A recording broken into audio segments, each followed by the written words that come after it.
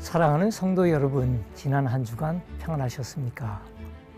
오늘도 지난 시간에 이어서 카파도키아를 계속해서 소개하고자 합니다. 특별히 카파도키아는 지상의 기기묘묘한 탑 같은, 굴뚝 같은 그런 공간들 외에 독특한 지하도시가 있습니다. 지금까지 고고학자들이 직접 발굴을 하고 또 대략 그 흔적을 통해서 추정하는 카파도키아의 지하도시가 최소 150군데에서 최대 200군데에 이른다고 합니다. 단순한 동굴이 아니라 공동체 생활을 할 수 있는 대규모 다양한 굴들이 뚫린 장소가 최대 200군데나 된다는 것이죠. 예를 들어서 데린쿠유, 카이마클러, 어스코낙, 마저, 크나르바슈, 어르나스 또안너, 대략 이런 곳들이 오늘날 우리가 방문할 수 있는 10군데 정도입니다.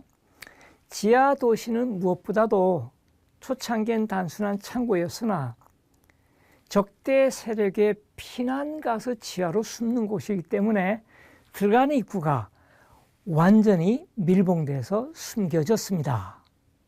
물론 군데군데 통풍구가 있겠습니다만, 그래서 외부에서 적대 세력이 오면은 현지의 스파이가, 즉 현지인이 길을 안내하지 않은 한 어디로 숨어 있는지 잘 모른다는 것이죠. 뿐만 아니라 그들이 입구를 찾아서 지하로 내려왔다 하더라도 좁은 통로 속에서 거기 숨은 사람들을 다 잡아오기가 힘듭니다.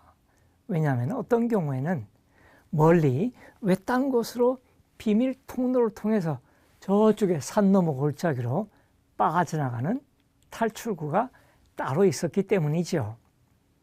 자, 이러한 카파도키아의 독특한 지하도시, 정말 수십 미터 내려가는 지하도시 중에서 가장 대표적인 데린쿠유, 또 독특한 형태의 큰 탑인 우치이사르, 이 두 군데를 소개하겠습니다.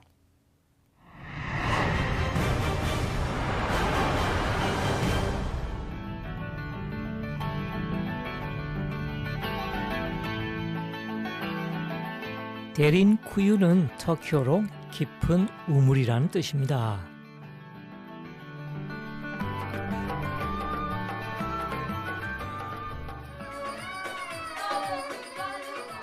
마침 저희가 찾아갔을 때 음악 소리가 들리고 아이들이 글쎄요, 파티를 준비하는지 춤을 추고 있었습니다.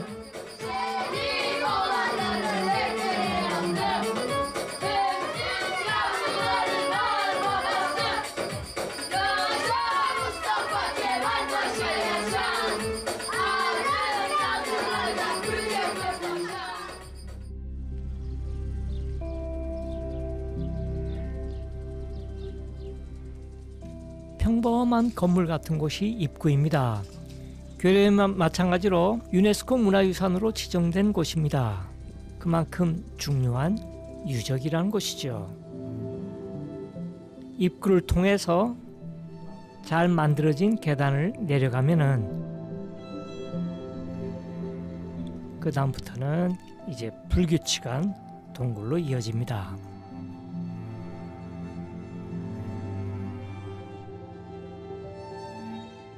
그림을 보시면 지상에서부터 한 80여 미터 정도까지 밑으로 내려갔고요. 모두 8개의 층으로 되어 있다고 합니다.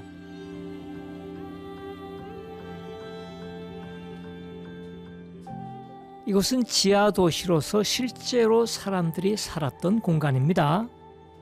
동굴 내부는 사람들이 서서 활동할 수 있도록 또 폭도 꽤 넓은 곳입니다.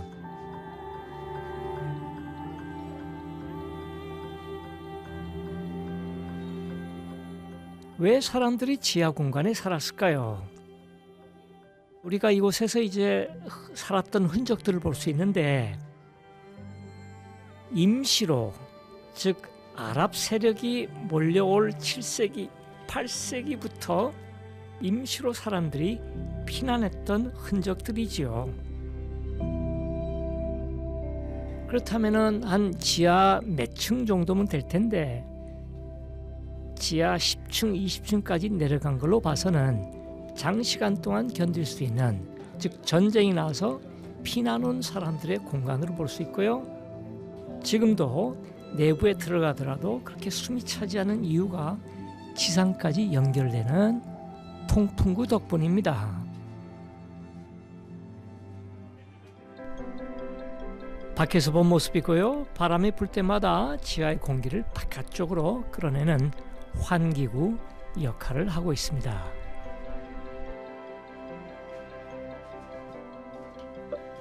자, 이곳이 대략 80여 미터 가장 낮은 곳까지 내려가는 상당히 좁은 그러한 공간입니다.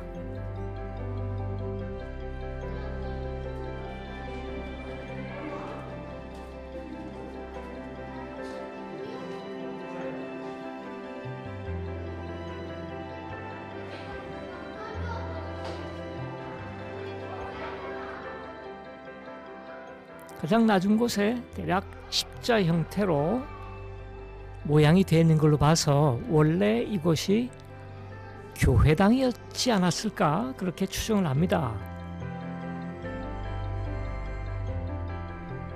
자, 이곳은 통로가 좁은 관계로 빨간색으로 칠해진 내려가는 통로와 파란색으로 칠해진 올라가는 통로가 화살표 색깔로 별도로 구분되어 있습니다.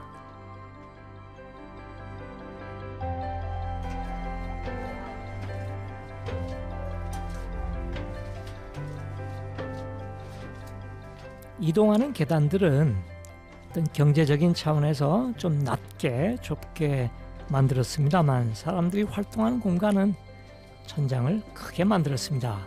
그 중에서 아치 형태로 잘 복원된 이 공간을 신학교라고 우리가 제목을 붙입니다.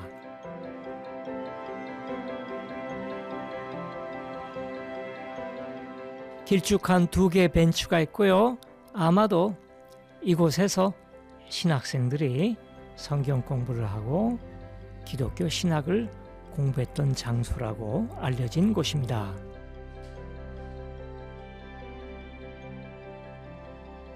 많은 사람들이 모이는 공간이어서 이 신학교는 비교적 지상에서 가까운 곳에 위치해 있습니다.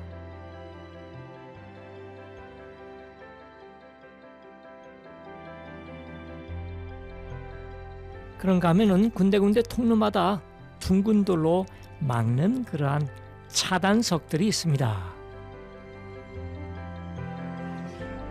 마치 무덤 입구 돌처럼 자, 피난한 상태에서 이 차단석을 이렇게 막아버리는 것이죠.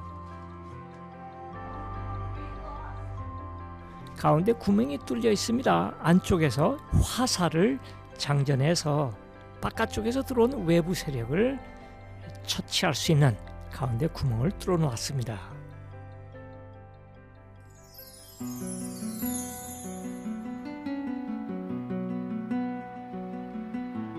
데링쿠유 광장에 교회당이 하나 있습니다. 1850년대에 세워졌고요.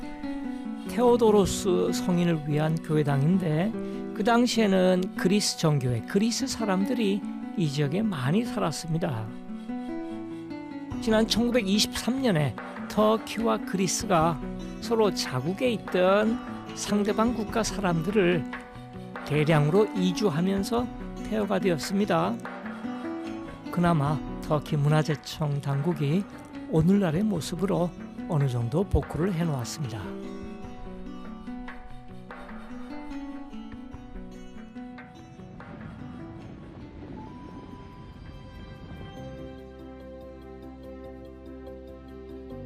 카파도키아의 또 하나의 명소 우치히사르입니다. 두 개의 절벽같이 보입니다만 원래 세 개였기 때문에 터키어로 우치히사르라고 불리는 곳입니다.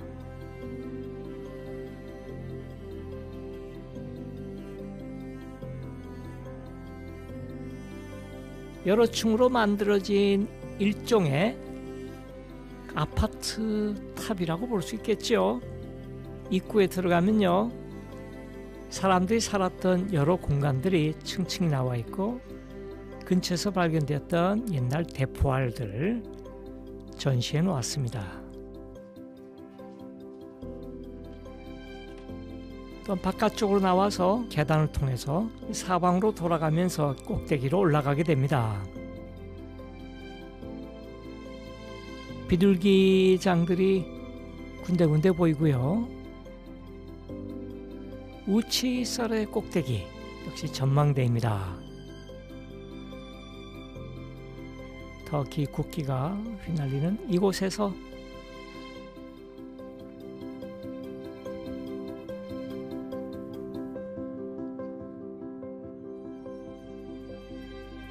게레메를 비롯해서 카파도키아의 중요한 곳을 사방으로 상당히 잘 내려다볼 수 있는 전망대가 우치히사르입니다.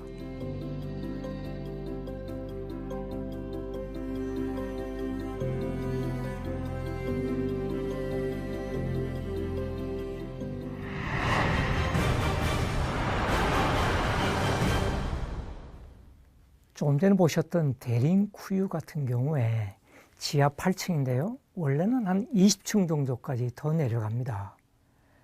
고고학자들에 의하면 데링쿠유 한 군데에 뚫려진 굴의 전체 길이가 무려 30km쯤 된다고 하고요. 그곳에 모든 사람들이 거주했다고 하면 수용 인원이 2만 명이란 것이죠. 자, 여기서 우리가 의문을 품은 것은 그 외딴 곳 카파도키아에 어떻게 이렇게 거대한 지하도시가 만들어졌는가 하는 것이죠. 한편으로는 기독교 신앙을 지키기 위해서, 또 다른 한편으로는 날씨가 너무나 척박하기 때문에, 혹독하기 때문에 겨울과 여름에 시원한 지하로 내려갔다고 볼 수 있습니다. 또 한 가지는요, 일단 한번 만들어지면은 그것을 훼손시키거나 무너질 염려가 없기 때문에 지금까지 잘 남아있는 것이죠. 자, 히타이트의 이러한 그 지하 도시가 이미 기원전 1500년부터 알려졌고요. 기원전 1000년쯤에 프리기아족 사람들이 그 지하 공간을 무덤으로 만든 흔적을 봅니다. 특별히 기원전 400년쯤에 아테네 출신의 역사가 크세노폰이라는 사람이 그 아나바시스라는 제목의 책을 통해서 터키 동부 지역에 그 아나톨리아 지역에 가면은 그 사람들은 지하에서 살고 있다라고 이야기합니다. 기원전 4세기에 이미 체계적인 지하 도시가 만들어졌고요. 그 당시 소규모였겠지요. 이것이 오늘날 우리가 내려가 볼 수 있을 정도의 대규모로 바뀐 것은 역시 10세기, 11세기 비잔틴 기독교 마을에 이슬람 세력, 셀축 투르크 세력이 들어온 다음부터 체계적인 대규모 방공호 같은 지하 피난 도시가 형성되었습니다. 자, 그렇다면 다음으로 우리가 카파도키아의 독특한 깊은 골짜기 유적지 을라라 골짜기 어떤 것인지 한번 찾아가 보겠습니다.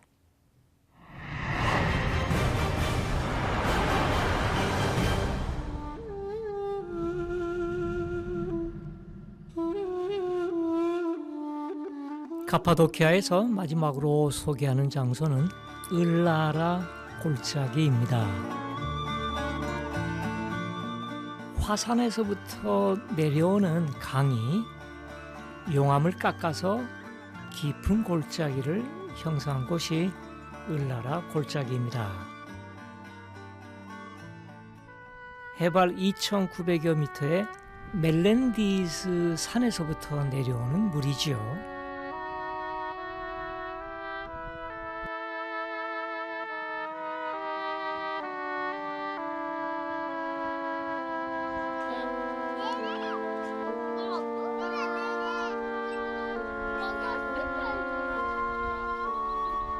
제주도에서 볼 수 있는 주상절리같이 깎아지는 듯한 골짜기, 즉 용암입니다. 뜨거운 마그마가 굳어서 된 그런 고원지대의 바위 지역을 멜렌디즈 강이 흐르면서 이렇게 깊이 깎은 것이죠.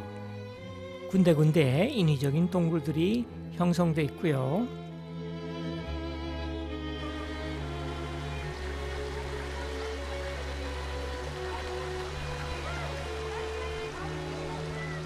가장 깊은 곳은 한 150m. 이 골짜기가 이제 탐험의 대상이 될 수 있는데 한가운데 물이 흘러갑니다.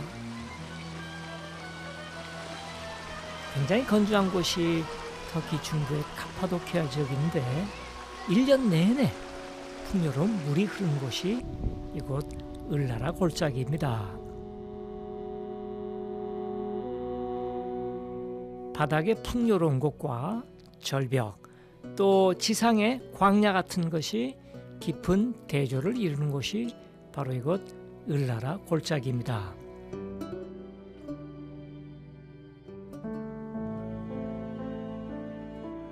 골짜기 전체 길이가 15km쯤 되고요.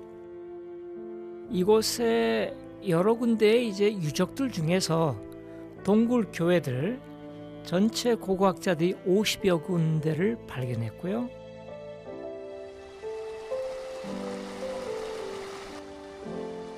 물길을 따라서 현지인들이 트레킹을 하고 있습니다. 그러니까 굳이 이제 교회당이 없더라도 상당히 중요한 골짜기 휴양지이지요. 왜냐하면 계단을 내려가서 밑으로 이렇게 보지 않은 이상은 멀리서 봤을 땐 도저히 아름다운 강에 흐르는 골짜기가 있다는 것을 감히 상상할 수가 없습니다.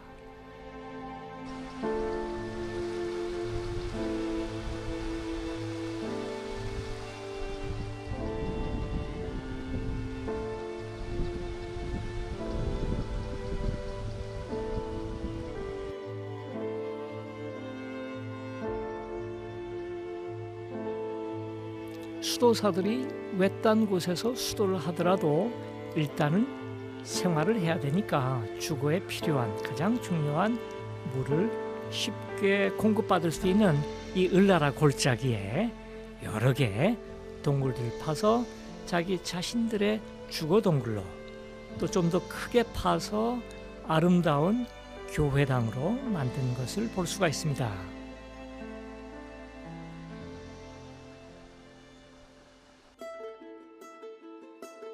첫 번째로 아찰트 교회입니다. 아찰트 교회는 원래 구약의 예언자 다니엘과 또 성모 마리아 이 두 분에게 헌정하는 기념교회로서 내부의 채색 벽화에 그 하얀 색깔의 석고가 상당히 잘 남아 있습니다.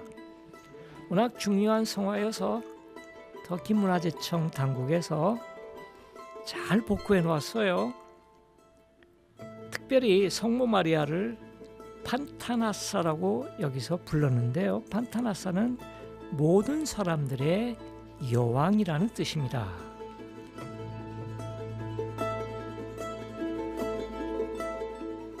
두 번째 교회당은 뱀교회입니다.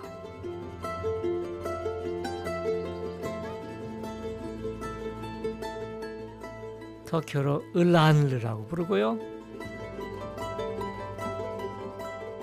자, 이곳이 중심부 성당이고요.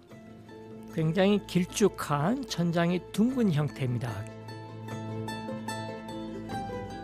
동쪽 제단 꼭대기에 전능자 예수 그리스도가 동그라미 안에 표현되어 있습니다.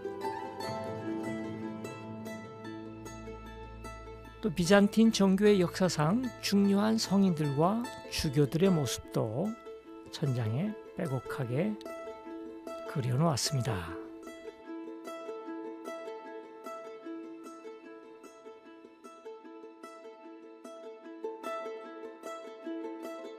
세 번째 교회는 히아신스 꽃 이름입니다. 히아신스 교회라고 불리는 곳입니다.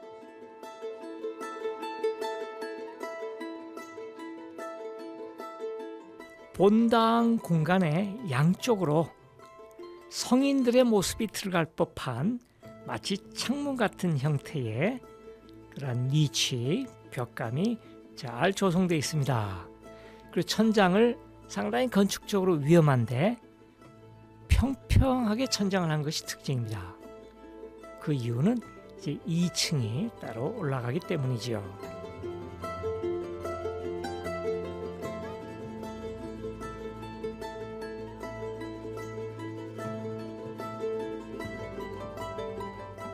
2층 난간에서 바라본 모습입니다. 즉 수도사들이 그들이 공동으로 모여서 예배 보는 장소만큼은 상당히 중요한 공간으로 정성을 다해서 설계하고 만들었습니다.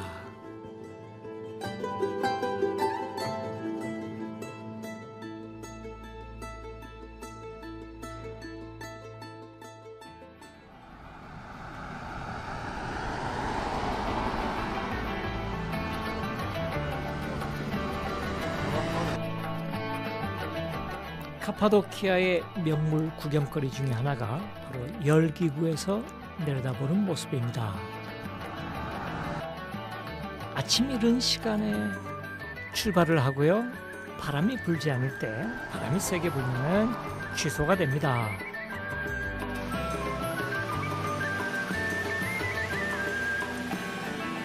자, 거대한 풍선 안에 바람을 집어넣고요.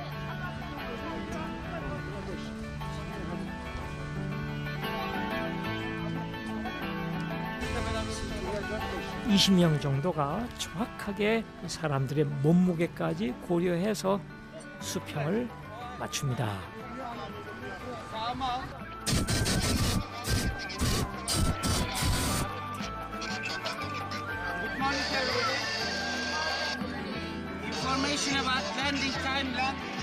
가장 중요한 교육,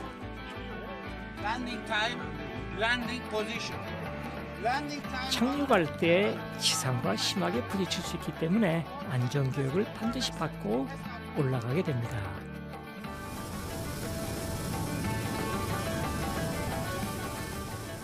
파일로트가 버너에 불길을 붙이면 뜨거운 공기에서 서서히 공중으로 올라갑니다.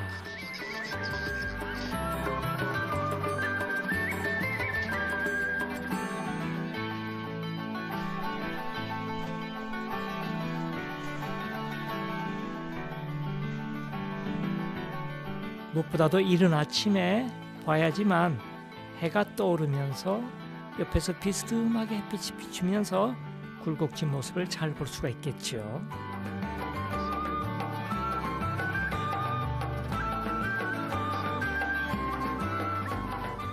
한 시간 가까이 열기구를 통해서 어떻게 기기묘묘한 지형이 형성됐는지 좀 더 자세하게 공중에서 전체를 내려다볼 수 있는 상당히 좋은 체험입니다.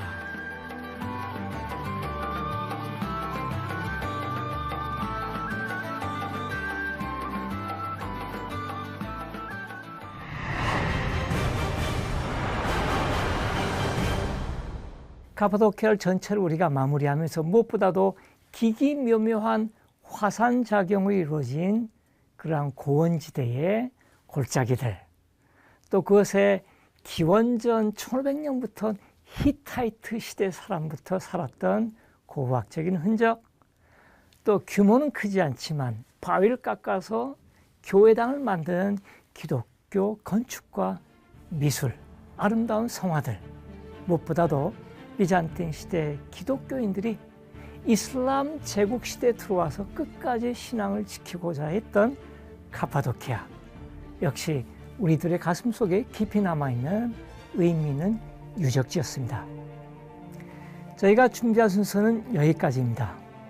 다음 주 이 시간까지 안녕히 계십시오.